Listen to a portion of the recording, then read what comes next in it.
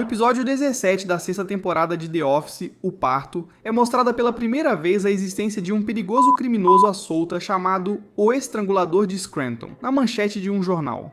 Alguém que, como aprenderíamos depois, estrangulava suas vítimas até que desmaiassem, por isso a maioria das pessoas nunca tinha visto seu rosto. Sei que um assassino em série parece totalmente fora de contexto para uma comédia tão absurda e engraçada como The Office. Pode parecer mais uma piada constrangedora a qual já estamos acostumados, mas as menções a ele continuam. Já que na mesma temporada, no episódio Happy Hour, as pessoas continuam discutindo como podem se defender dele. E até mesmo, em linguagem corporal, Dwight faz uma piada ligando para o 911 para relatar que ele foi visto. E não se limita a essa temporada, é um detalhe de continuidade que segue a série até o final da 9ª temporada. Sendo um mistério constantemente referenciado, desenvolvido e até mesmo resolvido, entre aspas. Pois embora vejamos na tela sua captura, um dos personagens parece ter participado de seu encarceramento. E é um evento do qual se fala mais adiante. Então, assunto resolvido, não é? Bem, se fosse assim tão simples, este vídeo titânico não existiria.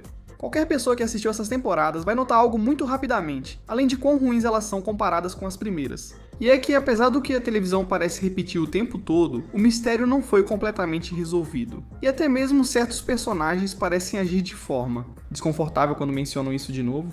Por isso, ficou popular a ideia de que, não só talvez nunca tenham pegado o verdadeiro estrangulador, mas que ele também poderia estar dentro dos próprios escritórios da Dunder Mifflin. O que você verá é uma investigação complexa, com várias fontes e diferentes teorias ao longo dos anos.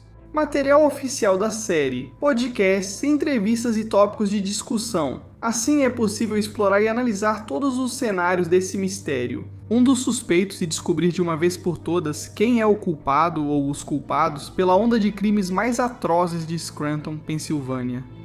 Poucos mistérios são tão fascinantes quanto o estrangulador de Scranton. Durante anos, os fãs analisaram olhares, silêncios constrangedores e até teorias no Reddit porque, mesmo em uma comédia de escritório, os pequenos detalhes importam. E isso é o interessante, o que mais nos prende nem sempre é a história principal, mas sim os detalhes como gestos, os fundos, os cartazes na parede, a atmosfera. Suspeito número 1, Toby Flanders.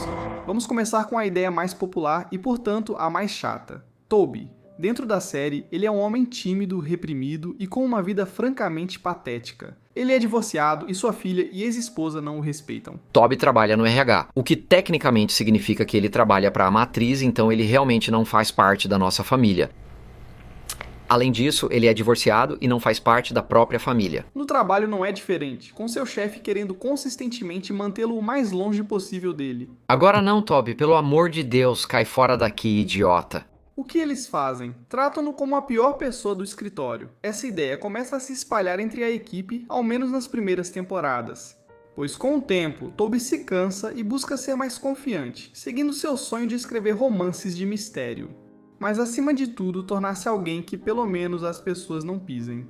Podemos ver isso no arco da 3ª temporada, onde com uma Pam solteira, ele finge que finalmente poderia sair com ela, e procura por vários episódios a oportunidade de convidá-la para sair, demorando demais, por isso Jim a reconquista, algo que sim, o machuca, mas ele parece não ter desistido, pois assim que vê a oportunidade de ser reconhecido ou querido pela equipe, ele aproveita. Humilhando Jim, ele aproveita sem pensar, a ponto de até colocar a mão na perna de Pam, ato que já sabemos como termina.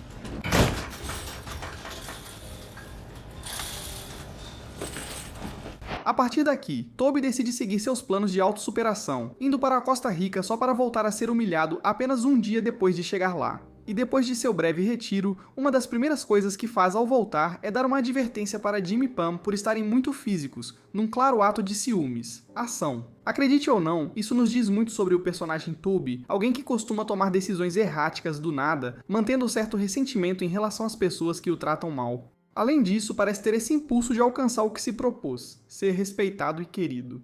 E ele tem uma fixação curiosa em fazer parte de um romance policial, por isso é extremamente curioso que a primeira menção ao estrangulador de Scranton aconteça justamente quando Jim e Pam têm seu primeiro filho. Um ponto que Quinn McLaren menciona em sua teoria conspiratória e que eu não percebi em todas as vezes que revi esse episódio, é que apesar de vermos Toby no início do episódio do parto, ele está ausente quando todos estão prontos para receber o bebê. E o que diz o jornal do dia seguinte? O estrangulador de Scranton, homem que não... e... não é... Este não é o único momento em que Toby se destaca por faltar.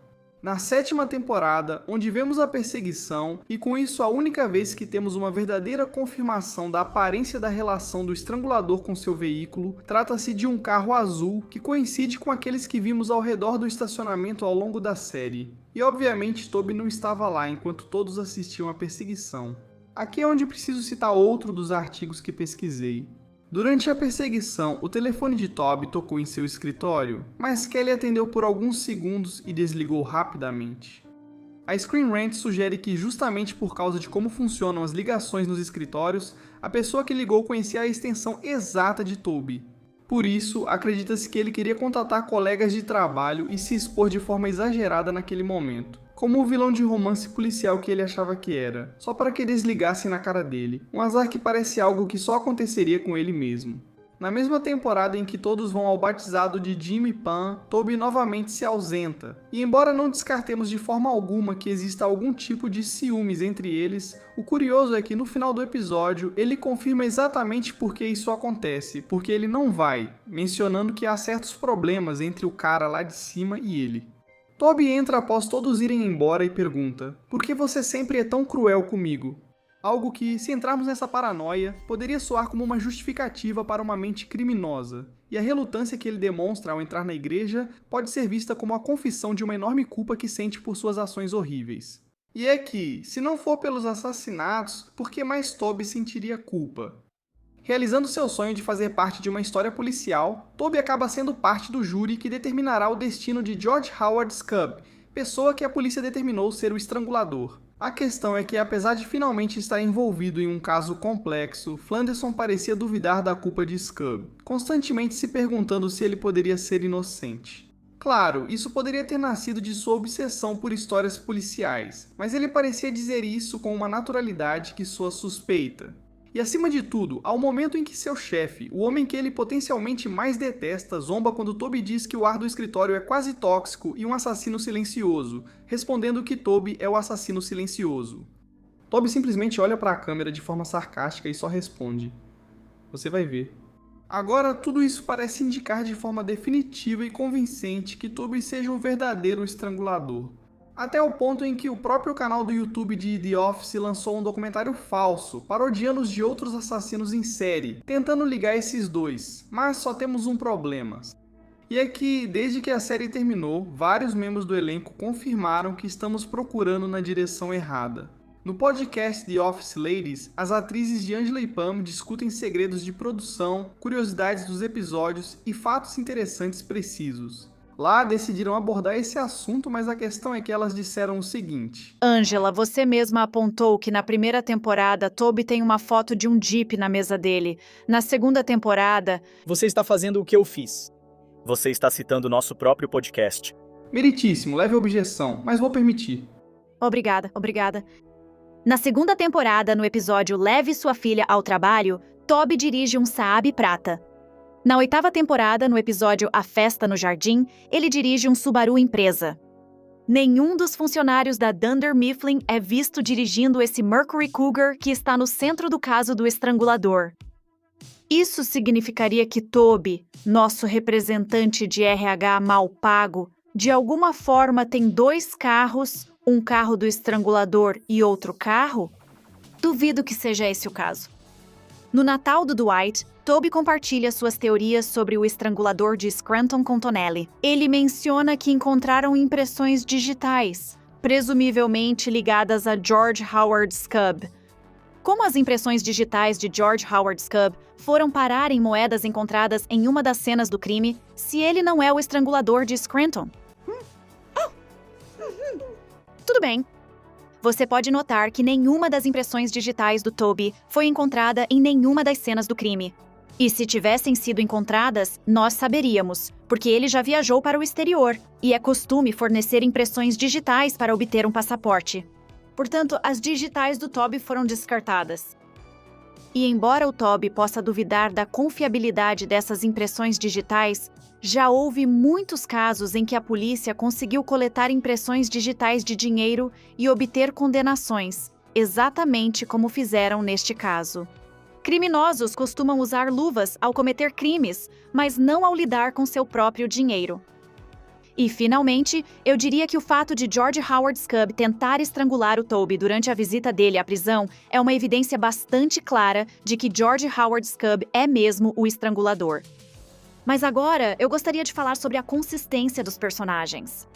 De acordo com o FBI, psicopatas que cometem assassinatos em série não valorizam a vida humana e são extremamente insensíveis em suas interações com as vítimas. Uma estratégia para avaliar se uma pessoa é psicopata é observar 4 dimensões: desvio, sofrimento, disfunção e perigo. Conhecidas coletivamente como as 4 Ds. O personagem de Toby é amplamente retratado como alguém de temperamento calmo e empático, tornando difícil acreditar que ele seja um serial killer. Ellen K. de Robinson, Illinois, disse: "Eu não acho que serial killers participem do Movember." Eu também gostaria de citar Jenna F. de Los Angeles, que disse: "Por que Toby se preocuparia tanto com todos morrendo de envenenamento por radônio se fosse o estrangulador de Scranton? Não preferiria que todos sufocassem lentamente?" Isso parece o crime perfeito. Mas enfim, elas são apenas atrizes. Acho que é possível que não tenham uma ideia totalmente verdadeira de para onde iriam as tramas dos personagens. Portanto, a melhor resposta para esse mistério está com Paul Lieberstein, ator que interpreta Toby, mas também um dos principais roteiristas e produtores da série em suas primeiras temporadas. E ele respondeu o seguinte: Você acha que ele era o estrangulador? Eu não sei. Há um mundo onde ele era o estrangulador e outro onde não era. Talvez haja 2 estranguladores. 3. O estrangulador estrangulava as pessoas, mas não as matava. Ele abandonava as pessoas depois de estrangulá-las e elas desmaiarem. Isso é verdade? Sim, eu não sabia. Acho que nunca dissemos isso. Sempre foi nossa coisa. O estripador de Scranton não te estrangulou até a morte. Uau. Então eu pensei, isso realmente parece coisa do Toby agora. E sim, se você está se perguntando, em todas as entrevistas onde perguntam isso, sempre é assim. Que ambíguo, mas aqui apresenta uma ideia muito interessante, que, apesar do que acreditamos por anos, nunca houve uma morte de verdade em nome do estrangulador. Então todos esses suspeitos na verdade não são assassinos. E além disso, pode ser que ele não tenha agido sozinho. Em romances de mistério, há sempre um personagem para distrair do verdadeiro culpado, então talvez o Toby use isso em seu modus operandi, se ele for o estrangulador. Os crimes fazem mais sentido ao supor que para agir com tanta eficiência era preciso pelo menos 2 pessoas, uma reviravolta digna de um grande mistério. Então, que outras pessoas no escritório poderiam ser tão perigosas a ponto de merecer um título assim? Suspeito número 2, Dwight Schrute. Para todos que assistiram à série, pode parecer estranho ver o nome dele aqui. Sim, ele é um homem sádico e desequilibrado, mas ele respeita muito seu espaço de trabalho, e inclusive considera isso sua missão de vida, junto com seus delírios de herói. Além disso, ele também tenta capturar esse criminoso misterioso. O problema é que, de muitas formas, Dwight fala demais sobre o criminoso para não levar isso tão a sério, fazendo piadas sobre o assunto e até se fantasiando dele no Halloween. Curiosamente, parece ser alguém que reage exageradamente a qualquer atividade criminosa, organizando diferentes patrulhas contra criminosos. Seriais, como expor-se para mulheres no estacionamento ou realizar uma batida completa por um cigarro solitário de maconha. No entanto, isso também seria ignorar várias das tendências mais sádicas que ele demonstra ao longo da série, com armas cortantes no escritório e sempre pronto para sair na mão com qualquer um que apareça. Isso é muito importante para a nossa investigação de hoje, e também não podemos esquecer da fazenda dele. Ter essa fazenda lhe dá a desculpa perfeita para ter um monte de habilidades, e muito suspeitas. E vimos que Dwight sabe esfolar animais, caçá-los, abatê-los e até enterrá-los, como foi explicado no episódio Doomsday, quando ele pede ajuda para cavar uma cova para cavalos. Mas assim como o usuário Feijicin mencionou, isso é algo estranho, porque ele sempre diz que seus cavalos são usados principalmente para comida. Junto com suas constantes histórias de infância, comentando que, ao viver em situação de pobreza, não deixavam absolutamente nada do animal depois de comê-lo. Por que ele precisaria de tantas habilidades?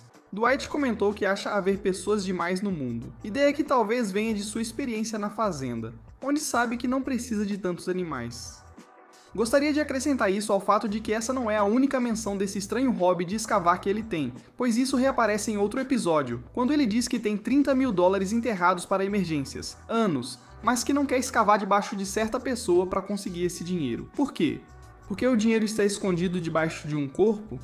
Isso poderia ser facilmente interpretado como, sei lá, um dinheiro de herança, mas se considerarmos como ele não teve nenhum problema em desenterrar o próprio avô para roubar o terno dele, talvez essa pessoa com quem ele enterrou o dinheiro não pertença à sua árvore genealógica. Mas antes de continuar, por que um homem tão rígido e honrado, mesmo que seja do seu jeito estranho e psicótico, seria um criminoso?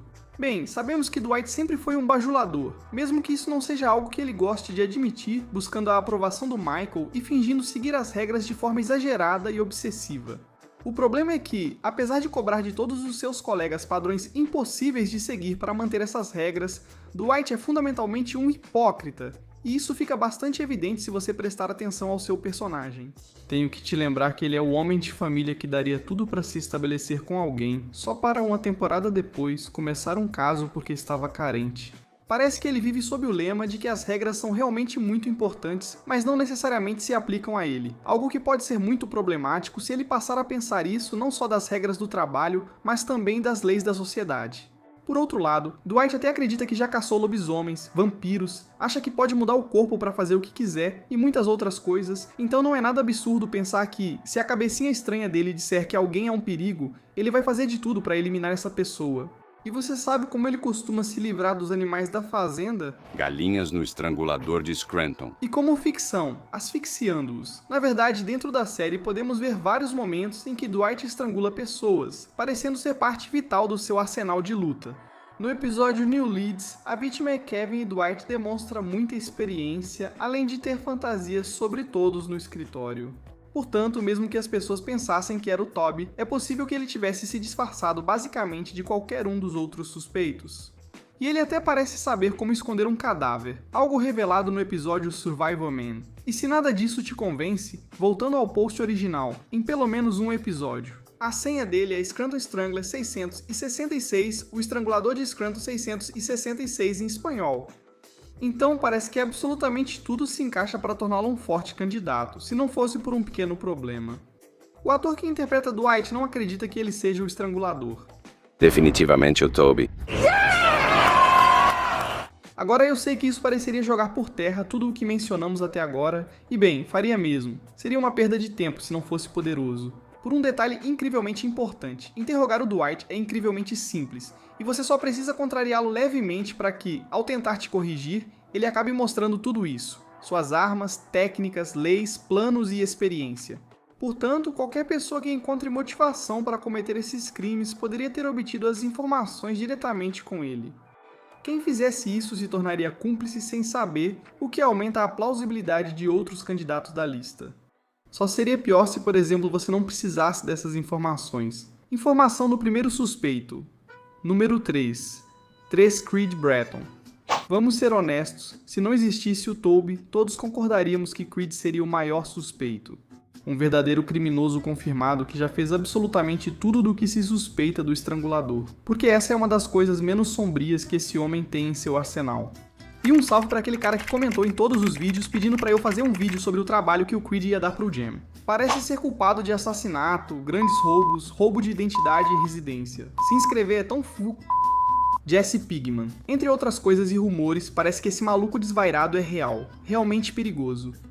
Fico curioso, mesmo sabendo muito sobre ele, muitas investigações parecem querer excluí-lo da discussão. O que talvez não pareça tão absurdo quando consideramos o fato de que Creed parece ser alguém que costuma se gabar do que fez na frente das câmeras. Que toda essa montanha de evidências acabe levando ele para a cadeia. E além disso, tem o fato de que justamente Creed foi a única pessoa que, fora das câmeras, fez isso quando foi perguntado sobre o mistério. E não só isso, quando um fã no Instagram comentou sua teoria, de que tanto ele quanto Toby supostamente poderiam estar por trás dos crimes. Ele confirmou diretamente. Alguém finalmente descobriu. Parabéns, ele e eu fomos uma equipe. E se isso não bastasse, há um episódio em que Creed aparece coberto de sangue no escritório após matar alguém diante das câmeras, e se surpreende por ninguém comentar. Porque porque ele não sabia que era Halloween. E aliás, isso nunca foi explicado dentro da série, só foi esclarecido há 7 anos em uma entrevista para o BuzzFeed. Eu estava no julgamento quando Toby estava lá testemunhando com sangue por todo o meu corpo, com os pais das vítimas e tal, os enlutados, a imprensa. Ninguém nem percebeu minha presença, ninguém me viu lá, ninguém prestou atenção em mim. Eles pegaram o cara errado. Assim como Creed, o estrangulador de Scranton.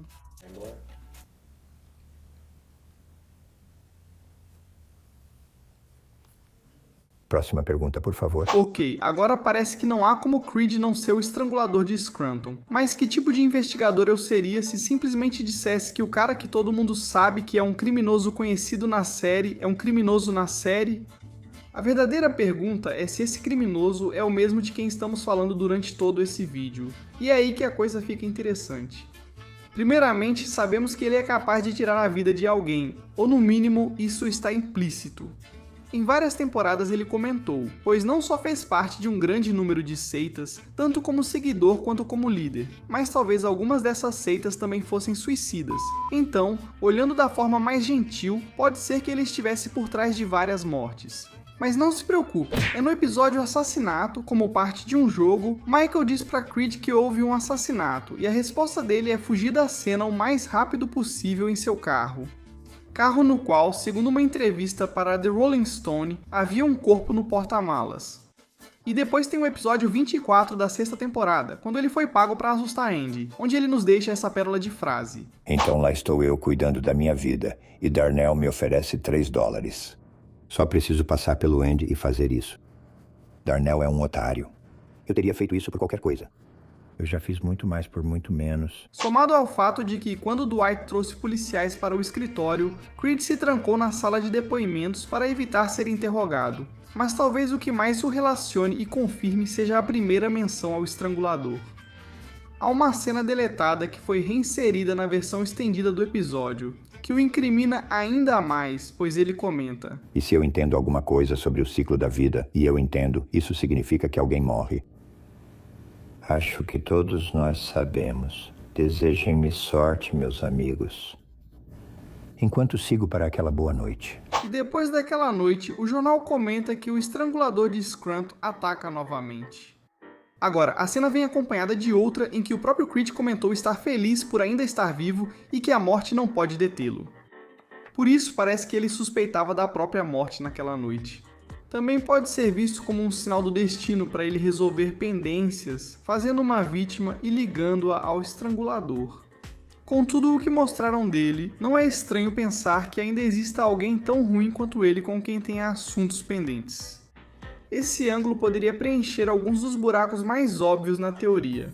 Bem, embora Paul tenha dito que o estrangulador não matava, o que continua sendo verdade, isso não elimina a possibilidade de que, originalmente, vários dos crimes de Creed tenham sido atribuídos a um suposto assassino em série, enquanto buscavam um padrão, que Toby depois descobriu e imitou. Pois no final, se descobrissem o lugar onde ele trabalhava, é mais fácil que levem um assassino em série senil que já está lá. E deixe em paz o quieto e tranquilo funcionário de recursos humanos em quem absolutamente ninguém suspeita. Na verdade, isso adiciona um ângulo muito curioso que faz com que o próprio Creed nunca saiba que é ele quem estão procurando. Ele nunca se chamou de estrangulador, então o fato de ter outro cara roubando o crédito é perfeito, pois torna mais difícil rastreá-lo, algo que vimos ao longo da série, porque ele não se importa que isso aconteça. Pois se ele foi capaz de colocar a culpa em uma mulher inocente por uma crise na empresa que ele mesmo causou, não acho que a consciência dele vá fazê-lo se sentir mal, porque outra pessoa vá para a cadeia por crimes que ele cometeu. O que cria uma possibilidade interessante. Não só qualquer cara que decida assumir o manto do estrangulador pode ser uma pessoa diferente, mas o Creed, em teoria, pode ser o original, um que realmente matou, que realmente estrangulou, mas em crimes alheios aos do estrangulador de Scranton, e mais ligados às suas atividades criminosas habituais. Se desvinculando completamente da investigação, pois nunca conheceu o culpado, então por que isso importaria para ele? O melhor de tudo isso é que não contradiz em nada nenhuma informação adicional que tenha sido apresentada desde então. Mas antes de começar a montar esse quadro geral de tudo que envolve o estrangulador, existem dois personagens que, por terem sido introduzidos tardiamente, não parecem ser lembrados por todos, mas eu me lembro deles. Eu sempre me lembro. Suspeito. Número 4. Gabe. Todos lembramos do Gabe, não é?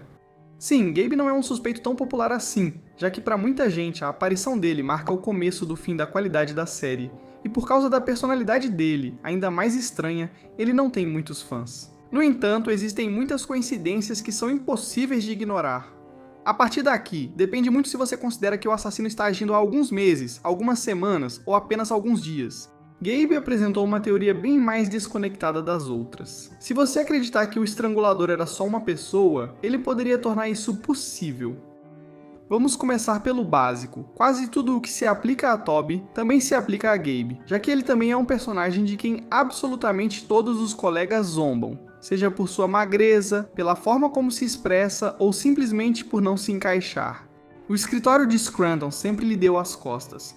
Na verdade, e curiosamente, no final da série, há um belo mural que reúne todos os personagens do programa, mural esse criado por Pam, incluindo outros das últimas temporadas que não são tão queridos ou lembrados, mas, curiosamente, omite Gabe. Talvez porque ela goste menos dele que de uma gastroenterite. Semelhante a Toby, ele também tem certa fascinação pelo oculto e pelo macabro, mas em vez de querer ser um detetive e capturar criminosos, Gabe se interessa por filmes de terror e assassinos. Curiosamente, ao vermos seu projeto de paixão, uma filmagem estranha com imagens perturbadoras, percebemos como ele entrou no carro de Stanley e o seguiu até sua casa sem ser notado. Essa não é a única demonstração do seu lado mais sombrio, evidenciado por uma grande obsessão por Erin, a recepcionista, com quem teve um breve romance que não terminou da melhor forma.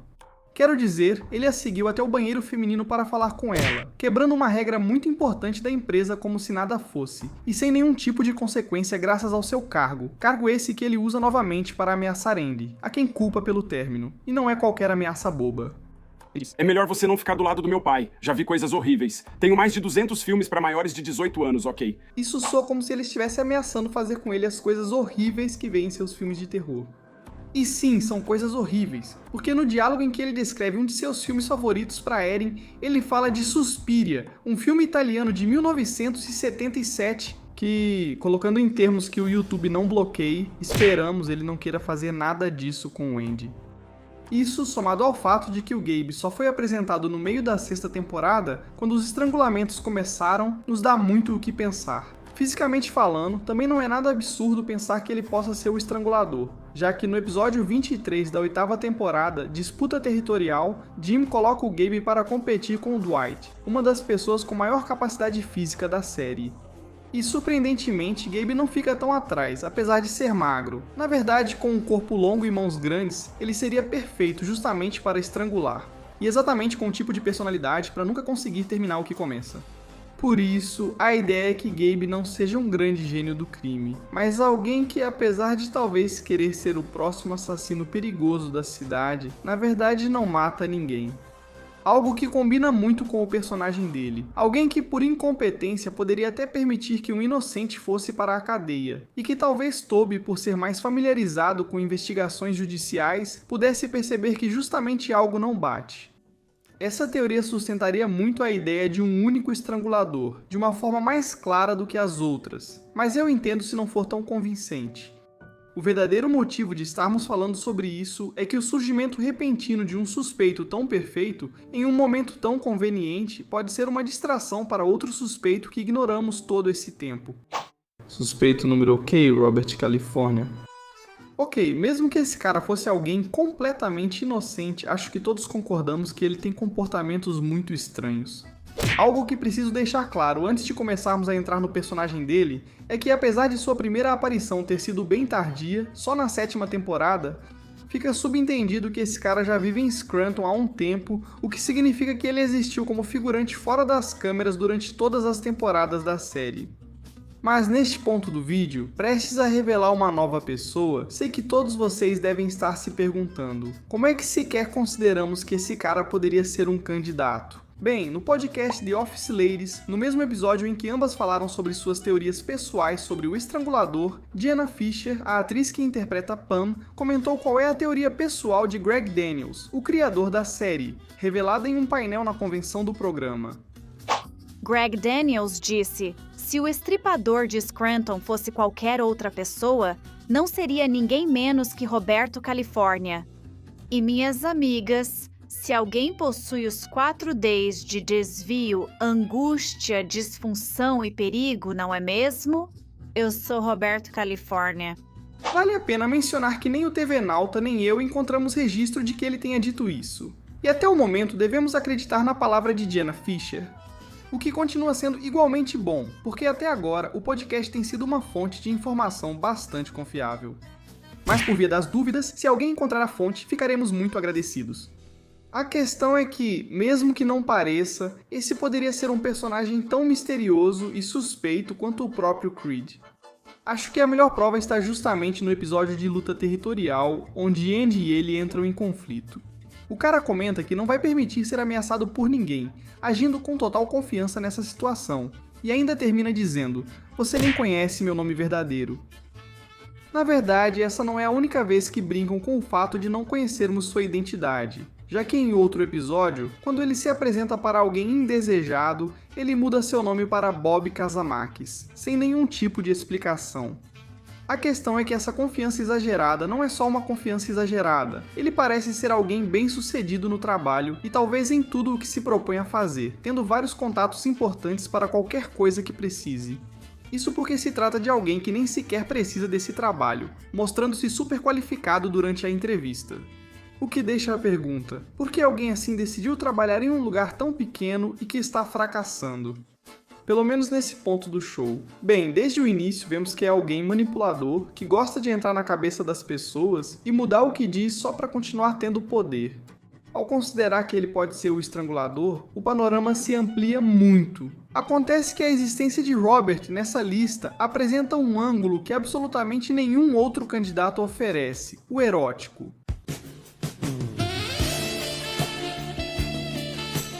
No episódio 22 da 8ª temporada, ele comenta que odeia gravatas, que elas o fazem sentir parte de, e cito, clube sexual de asfixia erótica, que é basicamente o que parece, uma prática sexual onde a pessoa utiliza a asfixia para chegar ao clímax, se estrangulando de diferentes maneiras. E Robert parece conhecer um lugar onde praticam isso, inclusive dando instruções de como chegar lá. Na verdade, esse é o único personagem que a própria série parece associar com a autoasfixia, pois em Doomsday, Dwight comenta: não tem como ele não ter estrangulado uma stripper. O sexo, na verdade, é um aspecto extremamente importante para ele, usando-o para apresentar sua visão de negócios. Só existe sexo. Tudo é sexo. Ou quando sua equipe briga e ele precisa demonstrar suas habilidades de liderança, ele usa novamente metáforas sexuais, onde até nos mostra que para ele, nem mesmo o sexo se trata só disso. A vida é sexo. E todo sexo gera competição. E não existem regras para esse jogo. É um tipo de pensamento demonstrado em vários momentos da série, e embora nunca entrem exatamente no que ele gosta, parece ser um homem de desejos complexos, entre aspas, os quais atualmente ele vê como difíceis de cumprir devido ao seu estado de homem casado. No episódio 12 da 8ª temporada, Festa na Piscina, ele convida os colegas do escritório para sua casa luxuosa, comprada para festas e celebrações, que agora é uma casa de família, e isso o deixa incrivelmente frustrado. O episódio todo foca nele falando sobre a vida que perdeu após virar pai de família, dizendo que gostaria de ter vivido uma vida louca, hedonista e cheia de excessos e descontrole. Isso provavelmente causou o fim do seu casamento, pois mesmo tendo um filho e uma esposa ao longo da temporada e em suas últimas aparições, ele acaba passando por um divórcio que o deixa deprimido. Nessa versão dos fatos, Robert California é um homem que vive em uma cidade, mas existe fora das câmeras, e ele cresceu tanto em sua vida pessoal quanto profissional, usando suas grandes habilidades de negócios e outras coisas grandes também para viver uma vida desenfreada, que é interrompida quando ele traz sua ex-esposa com a mulher que depois se torna sua parceira. Eles têm um filho juntos, o que transforma toda essa ideia de um futuro hedonista em uma vida de família que ele não valoriza. Por isso, ele começa a buscar se aliviar com outras mulheres, que se sentem atraídas pela sua vida de sucesso, por isso permitem que ele vá longe, chegando a experimentar coisas bem ousadas como a asfixia, nesse contexto. O pior de tudo é que isso poderia se encaixar exatamente na descrição de que o estrangulador não mata. pois como parte do ato, ele não busca acabar com elas, mas sim gozar ele mesmo. Sabendo como ele é, poderia ter feito isso sem avisar. Assim, suas parceiras podem achar que atentaram contra a vida dele. Denunciar e registrar como tentativa de homicídio por estrangulador que deixa as vítimas inconscientes. Robert, por se tratar de alguém com contatos enormes e ilegais, poderia conseguir alguém para colocá-lo na cadeia e calar a imprensa. Sabemos que há pessoas que oferecem esse serviço. Por isso, Toby, ao perceber que algumas coisas simplesmente não batiam com o perfil do estrangulador, começa a descobrir essa conspiração. Assim, ao falar com Howard Scobb, este o estrangula para não perder o quarto álibi combinado, mantendo o verdadeiro culpado livre para seguir cometendo crimes. Então, qual deles é o verdadeiro estrangulador? Bem, um grande problema é que, evidentemente, existe uma grande desconexão por parte dos roteiristas, dos atores e dos produtores do programa, pois todos têm uma resposta diferente. Parece que não importa qual seja a sua teoria, a verdade é que toda a evidência parece contradizer toda a outra evidência. No entanto, acho que encontramos uma resposta um pouco mais direta e clara, tendo feito essa análise tão exaustiva em primeiro lugar.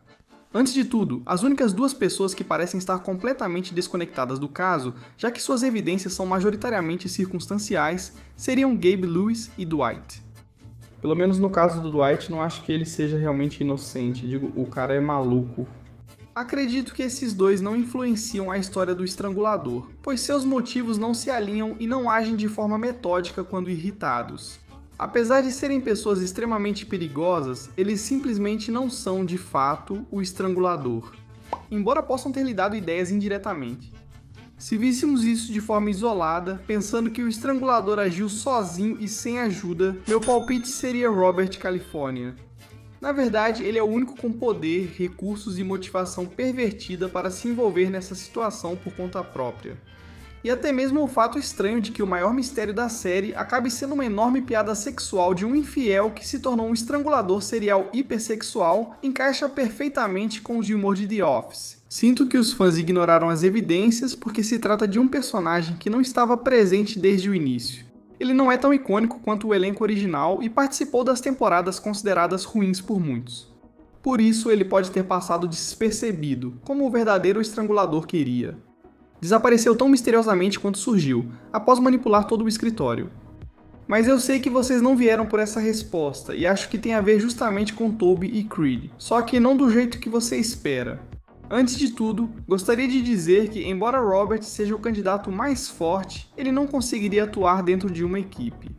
Ele é volátil demais e orgulhoso, e com motivações tão individuais, é impossível imaginar que ele e Creed, por exemplo, estariam atacando pessoas juntos. Então, se considerarmos que o estrangulador é realmente uma equipe, Roberto está fora da lista. Então, seriam Toby e Creed, certo? Bom, Toby não me parece nem um pouco alguém capaz de manter ou cometer crimes assim.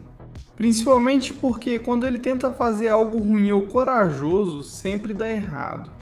Por isso, sinto que é um salto lógico dizer que ele é capaz de fazer tudo isso sem ser pego ou suspeito. Simplesmente não combina com o que vemos na série, porque estamos procurando alguém que seja realmente competente. Também acho que as pessoas interpretam mal todo o segmento do Toby e os romances de mistério. Claramente é uma pista, mas é um erro de interpretação pensar que Toby se vê como o criminoso. Ele realmente quer ser o detetive bonito, confiante e forte que resolve o caso. Junto com isso, se a publicidade é tão inútil em The Office quanto é na vida real, é mais plausível que Toby decida colocar seu chapéu de detetive para viver suas fantasias de resolver um mistério. Pensando assim, investigar o caso do estrangulador sozinho. Na verdade, provavelmente a razão pela qual ele não está presente em cenas importantes como o nascimento do bebê é justamente porque ele sai de fininho para investigar esse mistério. Agora tenho certeza de que neste caso o assassino seria Creed, já que temos datas de seus ataques, motivos e alguém que fisicamente parece capaz de lidar com eles, até mesmo sendo preso no final da série. Além disso, o próprio ator já confirmou isso, e tudo isso daria uma resposta para uma pergunta muito interessante. Não só eles quase não têm falas um com o outro, como se Creed estivesse evitando Toby, mas também Creed começa a agir de forma cada vez mais infantil.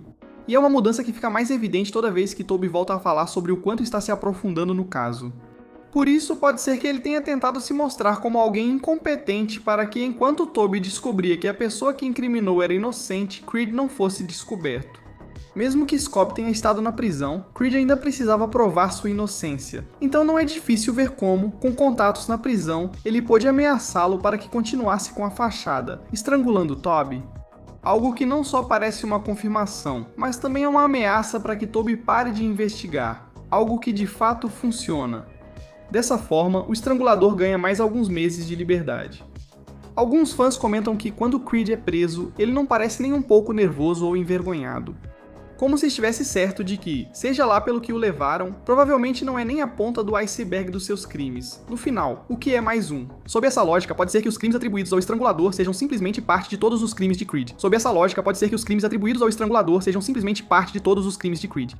Não seja apenas um estrangulador em série. O psicopata que conhecemos deixa um rastro tão destrutivo que a polícia atribuiu várias dessas maldades à mesma pessoa. Quem sabe, talvez Roberto Califórnia também estivesse por aí asfixiando eroticamente todos que cruzavam seu caminho, fazendo do estrangulador duas pessoas ao mesmo tempo, sem ser uma dupla de criminosos. E tudo isso enquanto Toby tentava seguir o rastro deles, sem perceber que estava se tornando o principal suspeito de todo o caso. Embora aqui em Null já achemos que ele não é. Espero que tenha gostado do vídeo conspiratório e investigativo. Curta, inscreva-se para mais vídeos assim e até o próximo. Assim?